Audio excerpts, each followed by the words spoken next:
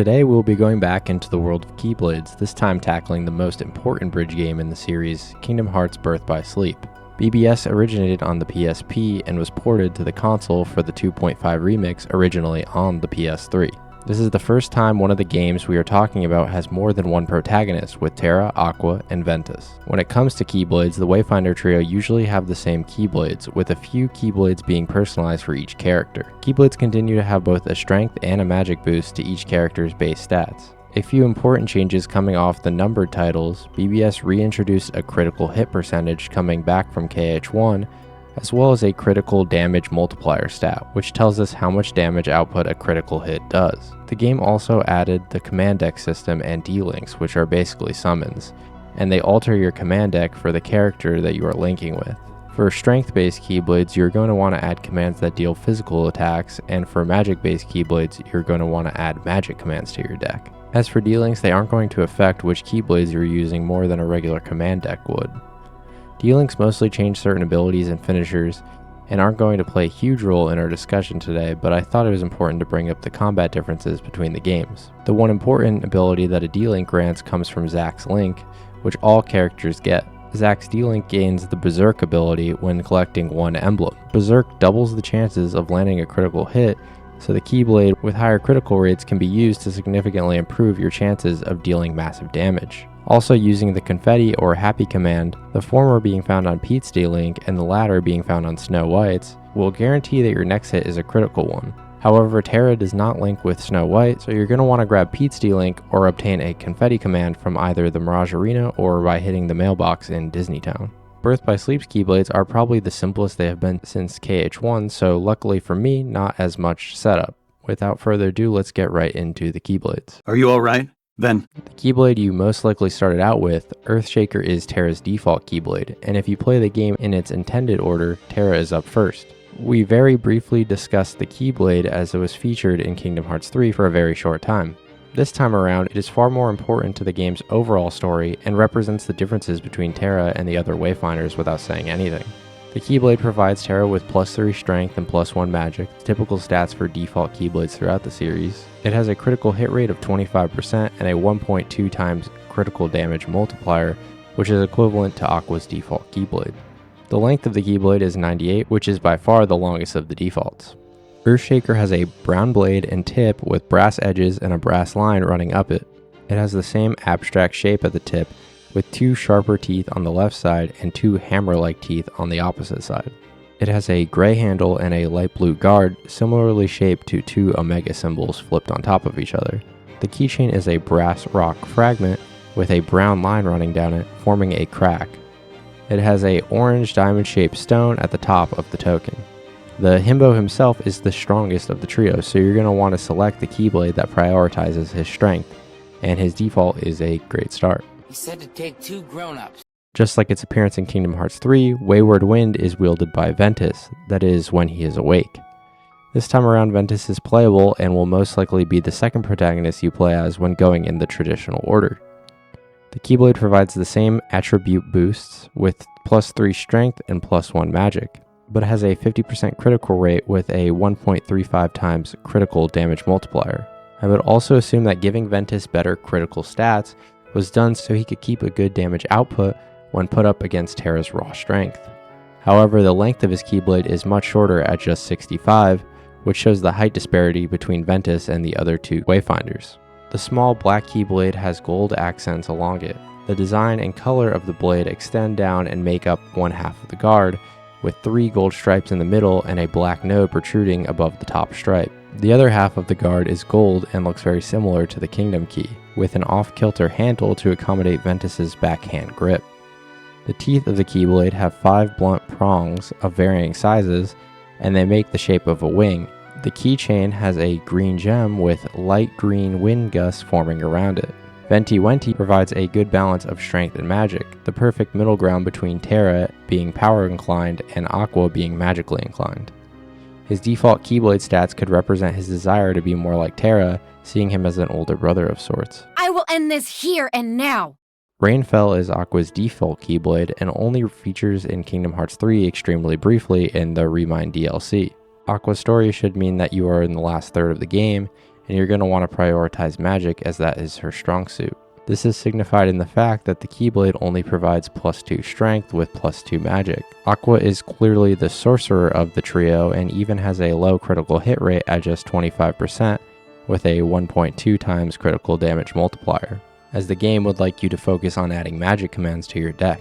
The length of her Keyblade is 75, firmly in second, matching her size in accordance with the others. The blade of the key is a dark metallic blue that gets thicker towards both the base and the tip. There are holes in both the base and near the tip that make the shape of a raindrop.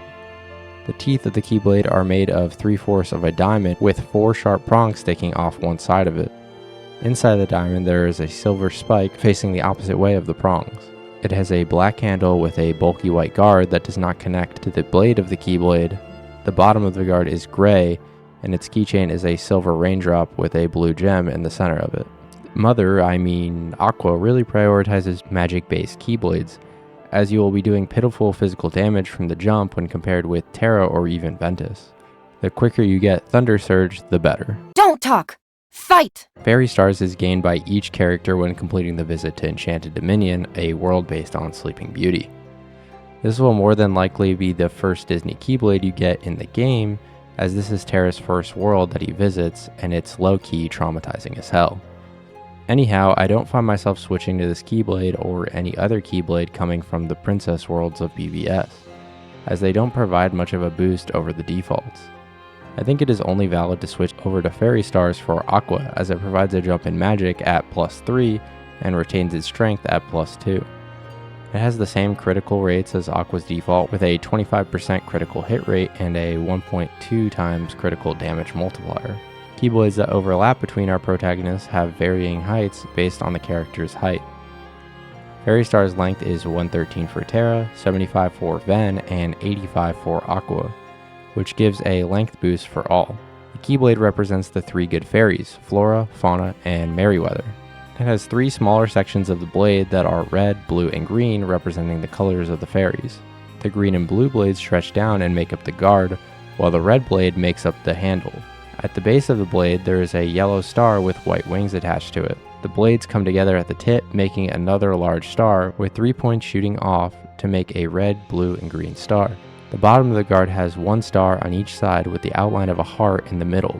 The keychain links are more golden stars, with the token being the good fairies' hats being stacked on top of one another, with Flora's being on top and sporting yellow fairy wings.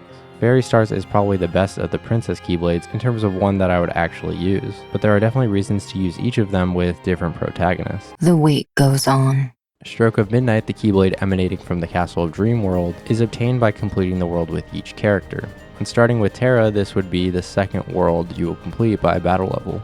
This Keyblade doesn't provide any additional boosts over the default Keyblades, with just +2 strength and +2 magic. It is notable for having a 75% critical hit rate and a 1.35 times critical damage multiplier, making it the best Keyblade for performing critical hits. It has the same lengths as Fairy Stars with 113 for Terra, 75 for Ven, and 85 for Aqua. It has a white blade that extends into the top of the castle at the tip, with additional towers sticking off each side of the base of the Keyblade. The teeth of the Keyblade are a blue and purple snowflake peeking over the side of the castle. The guard of the Keyblade represents Princess Cinderella's carriage with more towers at the top of it.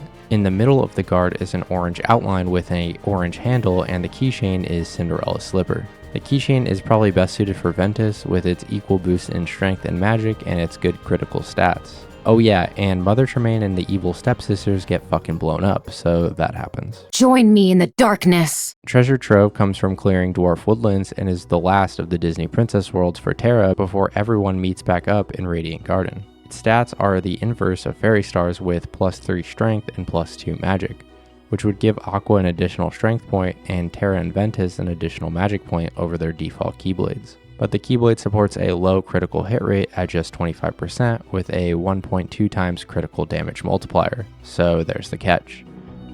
Keyblade is the same length as the group's default Keyblades at 98 for Terra, 65 for Ventus, and 75 for Aqua. Treasure Trove is my favorite design of the Princess Keyblades. BBS kind of started the trend of Disney Keyblades being over-designed, but I think Treasure Trove is one of the more subtle ones, not that that's saying much. The blade of the Keyblade has a minecart filled with gems, and its wheel is at the top of the guard. It has a brown handle, and the guard is comprised of 7 gems representing the 7 dwarfs. The keychain is a red gem tied off with a rope rather than the traditional chain links. Treasure Trove is probably best suited for Terra, and it is likely the last Keyblade you'll get with him in the first round of Worlds. It has all of the same stats as Earthshaker, but with an additional magic point if you're using magic with Terra for some reason. It would still be justifiable to stick with Earthshaker as it is just a better looking Keyblade. Pace yourself! Darkgnaw is the earliest Keyblade you can gain from Mirage Arena and is a Terra exclusive. You can technically get this in the first round of Worlds, but depending on your level and difficulty, it can be a bit of a task. It would be extremely worth it as it provides Terra with +5 strength and +2 magic, a boost in both over his default Keyblade. It has just a 25% critical hit rate with a 1.35 times critical damage multiplier, and it's the same length as Earthshaker at 98. The Keyblade looks like an upgraded version of Earthshaker. It has a thick black blade with brass along the edges and at the base of the Keyblade.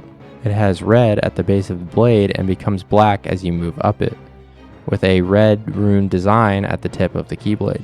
The blade also has divots along it, making it look like a master or cabinet key.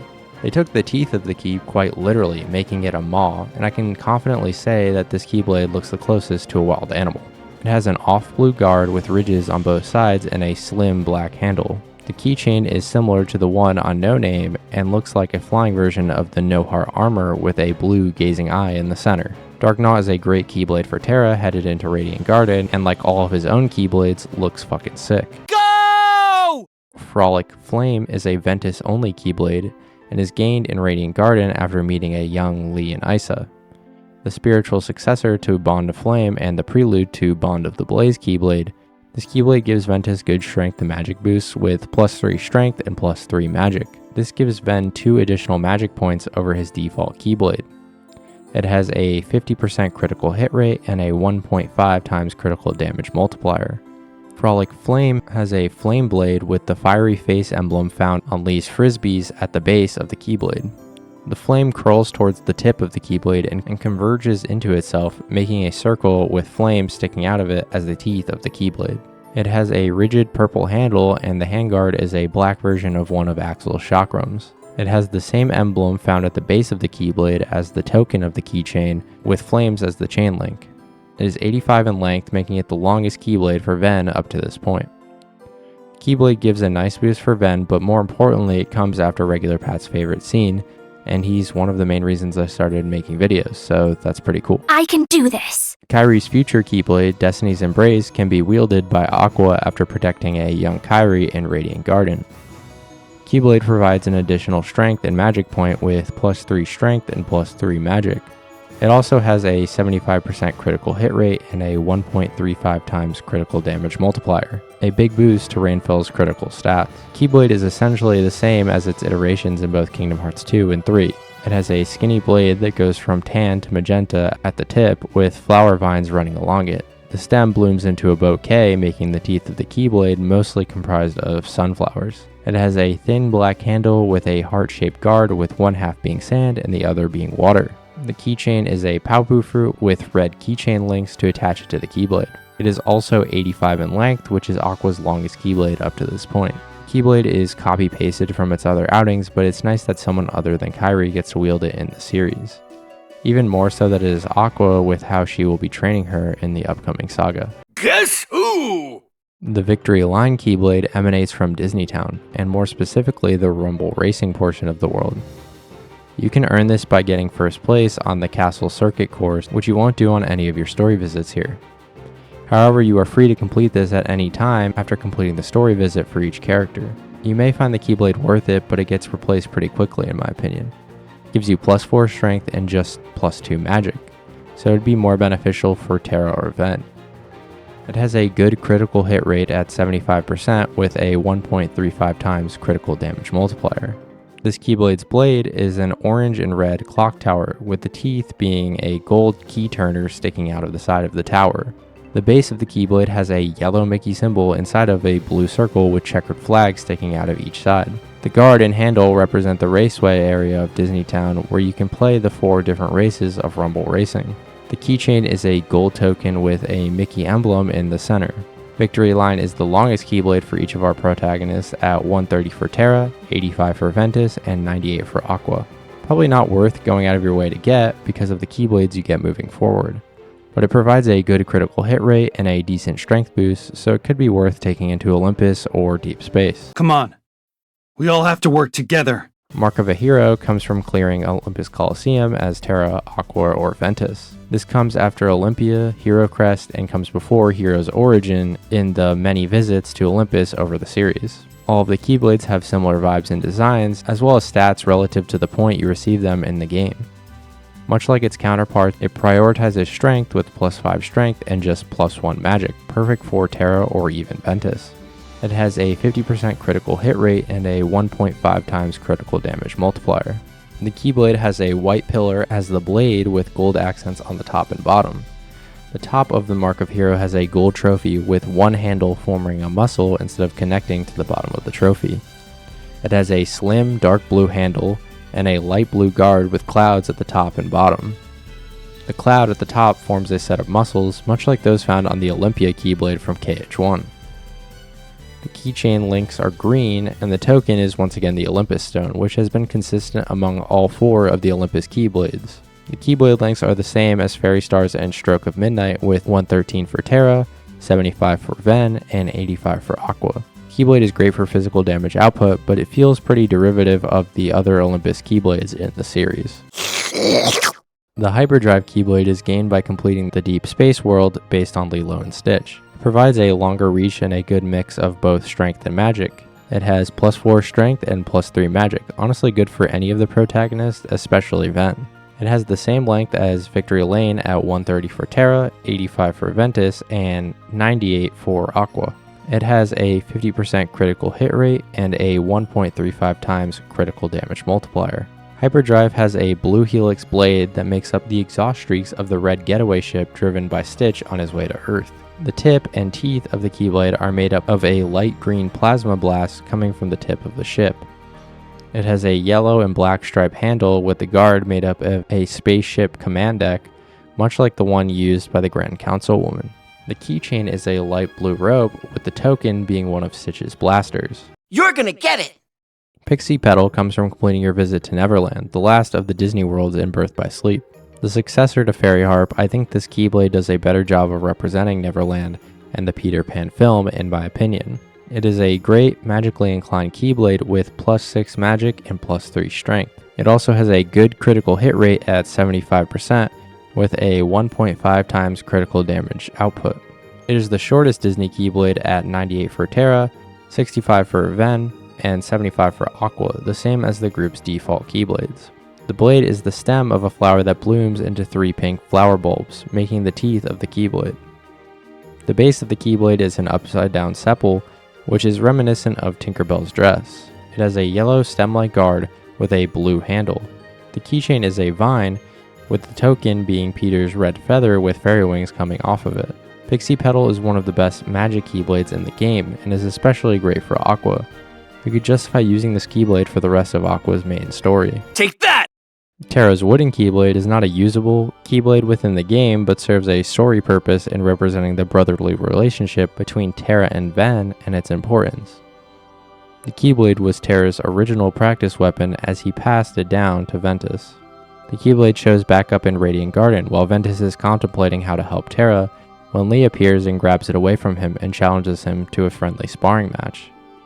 It is a little nod to Axel eventually being able to wield a Keyblade.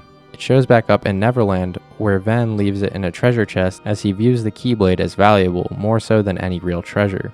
Aqua discovers it later on in the chest, and when Vanitas gets his hands on it, he snaps it in half, leading to a fight between himself and Aqua.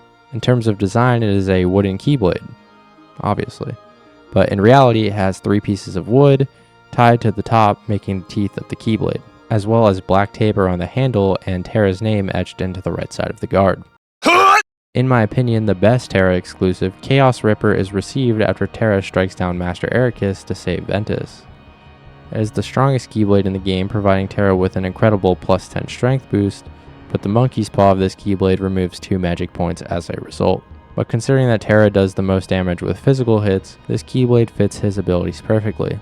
It has a 25% critical hit rate and a 1.5 times critical damage multiplier, which is low, but they didn't want the Keyblade to completely break the game as Thunder Surge did. The length is 150 and it is the longest Keyblade in the game with a listed length. It has a long gold chip blade with a black stripe running up it. It has a red chain link design along the black stripe with a blue gazing eye at the tip of the Keyblade. It has red and black spikes coming out from the blade of the key that makes up the teeth. It has a red and orange handle with an all black guard. At the base of the Keyblade, it has two black and red wing-like shapes with the red portions making up half of a heart on each side. The keychain sports an additional gazing eye on a black rib stone. Chaos Ripper is probably what you're going to be using in the endgame and postgame. The Keyblade provides a great strength boost and can help with the pain in the ass that is the Mirage Arena battles. So long! Terra obtains the ends of the Earth Keyblade when he bequeaths his Keyblade to Riku on Destiny Islands.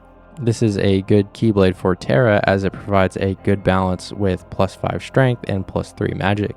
It has a 50% critical hit rate with a 1.35 times critical damage multiplier. It's one of the longer Keyblades in the game at a length of 130. In terms of design, the Keyblade feels like the next logical design after Earthshaker and Darkgnaw. It has a slimmer brown blade with brass edges and a black line running all the way up it. It has prongs on both sides that are shaped like hammers with a rounded top. It has a silver handle with the off-blue guard connected to the handle in the middle. The keychain has a black rock fragment with a red gem in the center. Keyblade becomes the ends of the Earth version after Master Xehanort takes Terra's body, and his will is stuck within his armor, becoming Lingering Will. It would have been Terra's strongest Keyblade if it weren't for Chaos Ripper. Allow me! Lost Memory is Ventus' endgame Keyblade and looks the most drastically different from his default Keyblade. He gets the Keyblade after speaking with Vanitas on Destiny Islands and reconciling with his past and being Master Xehanort's apprentice. This is Ventus' best story Keyblade with +6 strength and +5 magic. It has a 75% critical hit rate and a 1.5 times critical damage multiplier. This is one of Ventus' longest Keyblades in the game at a height of 98. It represents the relationship between Ventus and Vanitas and their incomplete hearts. It has a slim white blade with a fleur-de-lis spike at the top of the Keyblade. The teeth of the Keyblade is a red heart corrupted by darkness with a set of uneven wings attached to it. The same set of wings is attached to the base of the Keyblade with a black guard and handle. It has the same heart as found at the tip with two smaller wings attached to it. Probably my favorite of Ventus exclusives, this Keyblade is great headed into the Keyblade graveyard. Now! Aqua's successor to Rainfell, Stormfall, comes after she meets a young Sora and Riku on Destiny Islands. The Keyblade briefly appears in KH2 Final Mix and the Chamber of Repose, along with Aqua's armor. It actually prioritizes strength over magic with +5 strength and +4 magic. It has a 50% critical hit rate and a 1.35 times critical damage multiplier. It has a length of 98, which is on the longer end for Aqua. It has a slim dark blue blade that becomes silver near the tip. The teeth of the Keyblade have a rectangular frame with 3 prongs sticking out of one side of it, and 3 silver spikes on the inside facing the opposite way. The base of the blade makes the shape of 2 diamonds stacked on top of one another. It has a silver handle with a bulky oval guard that is layered. It's black towards the top and silver towards the bottom. The white and purple keychain is in the shape of raindrops overlapping. Even though the Keyblade is one of the better looking ones in the game, it weirdly provides more strength than magic for Aqua, who is known for being a mage. It is still okay for dealing decent damage to enemies and serves a story purpose throughout the series. Trust our bond. Master's Defender is Master Ericus' Keyblade and is also wielded by Aqua in the secret episode of Birth by Sleep. We don't see the Keyblade much until towards the end of the game, as Ericus rarely uses his Keyblade unless he has to. The most significant time that Ericus wielded the Keyblade was when he planned to strike down Ven to prevent Xehanort's plan. After he was killed by Terra, who used his darkness to protect Ventus, the Keyblade remained at the land of departure as it was crumbling away. After Ven becomes comatose and Aqua fends off Vanitas from taking control, She takes Ven back to the Land of Departure and locks him away using Ericus's Keyblade, creating Castle Oblivion. Aqua then wields Stormfall in the final episode, and after saving Terra Xehanort and ending up in the Realm of Darkness, she wields Master's Defender. It has +7 strength and +7 magic, so it provides Aqua with a good mix of both. It also has a 50% critical hit rate with a 1.5 times critical damage multiplier tied to it. This is the only Keyblade in the game that is exclusive to a particular portion, as Aqua is only able to wield it in the Realm of Darkness and the Secret episode. It is listed as a long Keyblade with no particular length, and that is the case for most Keyblades that are acquired after the main story is over. Master's Defender has a slim black blade that forms the letter E at the tip. It has a bulky silver guard with brown bars connecting various metal parts. It also has a black keychain with the token being Terra's mark. Master's Defender is not only one of the most important Keyblades in the game, but in the entire series, as it has been continually passed down and is even briefly wielded by Sora in Kingdom Hearts 3. Thank you. Brightcrest is yet another Aqua exclusive Keyblade and is obtained after starting the final episode when Aqua locks Ven in Castle Oblivion. The Keyblade has +4 strength and +7 magic, prioritizing Aqua's strong magic stats. It also has a 75% critical hit rate and a 1.5 times critical damage multiplier. It also has a length of 113, one of Aqua's longest Keyblades. The Keyblade uses more water in its theming when compared to the other Aqua exclusive Keyblades. The blade is made up of a few waves and crescendos at the top, with a big wave crashing over Aqua's Wayfinder at the top of the Keyblade. It has a dull yellow handle, and the waves that make up the guard shape into a heart. There's also a water droplet within a black diamond at the base of the blade. The keychain is a gold string tied off with another of Aqua's Wayfinders as the token. Vanish! The Keyblade makes its first appearance in Birth by Sleep to the groan of many KH fans, me included. Xehanort wanted to take the easier way out. Instead of gathering 7 lights and 13 darknesses, he would start a clash between a pure light and a pure darkness in Ventus and Vanitas. The clash between the two created an incomplete Keyblade, but it appeared in its completed form in the real world. The Keyblade is 2 kingdom keys overlapping each other with green and yellow filigree behind the blades. It shapes at the top into a sharp yellow sword. The keychain is a black heart with a red outline and the 2 kingdom keys overlapping on top of it. Ventus sacrificed his heart to prevent the Keyblade from being finished. This means that when Ventus Vanitas fights against Aqua and Mickey, the Keyblade was unfinished and unstable. So much so that when Aqua clashes with the Keyblade, it explodes and sends the group into the lanes between. Keyblade! Starseeker is wielded by Mickey in this game, and is his original Keyblade before Kingdom Key D and Star Cluster. Mickey wields it as he attempts to pass the Mark of Mastery exam and when in battle alongside Ventus and Aqua throughout the game. After defeating Terra Xehanort, Mickey gives his Keyblade to Yensid, believing that he had failed. However, Yensid gives him his Keyblade back and informs him that he had passed, making him a Keyblade Master. It has a curved, dark purple blade with white stars that becomes lighter towards the tip. Its blade curves towards the top with 4 spikes sticking off the back of it, with a yellow star inside a crescent moon making the teeth of the Keyblade. It has a black guard with a tiny blue star at the top of it and a bigger yellow star at the bottom, along with blue angel wings that become yellow towards the bottom and have 2 circles with yellow stars at the top. The keychain is another yellow crescent moon. Oh boy! Sweetstack is the goofiest Keyblade of Birth by Sleep and is available for each character after gathering the necessary ingredients and making each kind of ice cream. Each of the Wayfinders has different recipes that call for different amounts of each ingredient. It is a strength-based Keyblade with +6 strength along with +4 magic. It also has a 100% critical hit rate and a 1.2 times critical multiplier. So you're going to do a critical hit with each swing of the Keyblade. It is the same length as the group's defaults at 98 for Terra, 65 for Ven, and 75 for Aqua. The blade is made up of various scoops of ice cream and a sundae with 3 orange slices making up the teeth of the Keyblade. It has a thin wireframe guard with 1 vanilla ice cream cone on each side of the guard. The links of the keychain are more vanilla cones, with the token being another sundae. I need the rest of me. Void Gear is Vanitas' main Keyblade and is wielded by him throughout each campaign. But after each character defeats the Vanitas Remnant Superboss in the Keyblade Graveyard, they receive their own edition of the Keyblade. Keyblade is great for strength with a +8 boost and a +4 magic boost. It also has a critical hit rate of 50% with a 1.5 times damage multiplier. Void Gear is another Keyblade that is listed as long in length for each protagonist, but is definitely different sizes for each of them. It has a rigid blade that has a gear at the center with black chains wrapped around the shaft. It has gear-like teeth at the tip of the blade with a gazing eye in the center of it. There is another gazing eye at the base of the blade with a gray handle and another gear making the guard of the Keyblade. The keychain is made up of more silver gears stacked on top of each other, with the token being a gear split in half and layered. Time is a cruel prison. The no-name Keyblade is actually two different Keyblades in Birth by Sleep. It is the name of Master Xehanort's default Keyblade, but also the Keyblade that Terra, Aqua, and Ventus receive after defeating the unknown superboss in the Land of Departure. The Keyblade gives the Wayfinders +6 strength and +7 magic, with a 75% critical hit rate and a 1.35 times multiplier.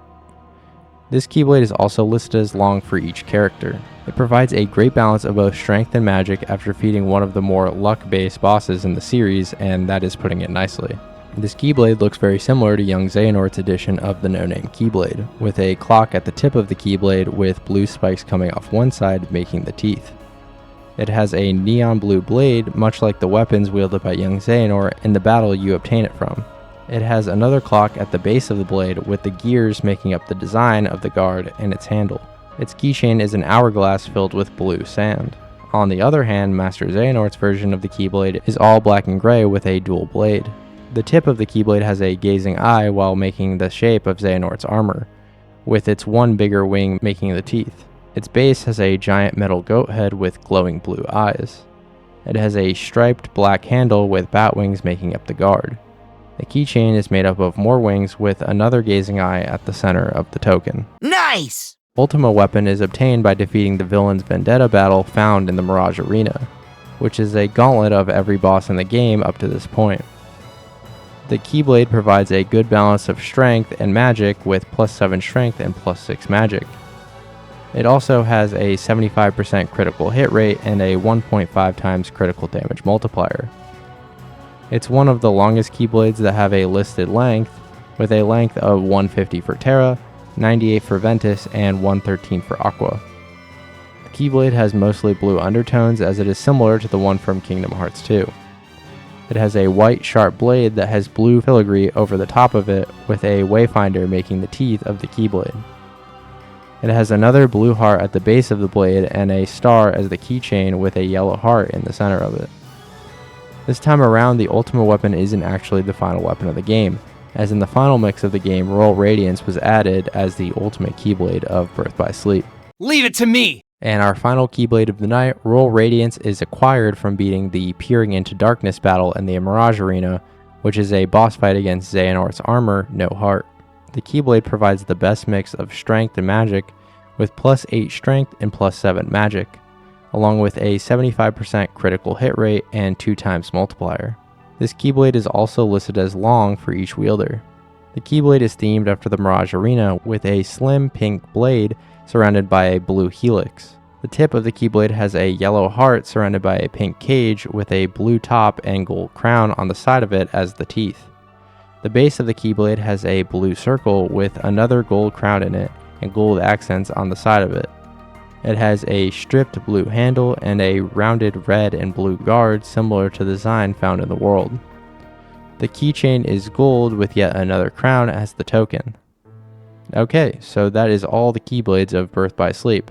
Not as complicated as the mainline series of Keyblades, but some good looking and fun additions to the group. Next up, Dream Drop Distance. And with all of that said, please go ahead and like and subscribe the video. It would be greatly appreciated. And I will see you guys in the next one. Bye bye.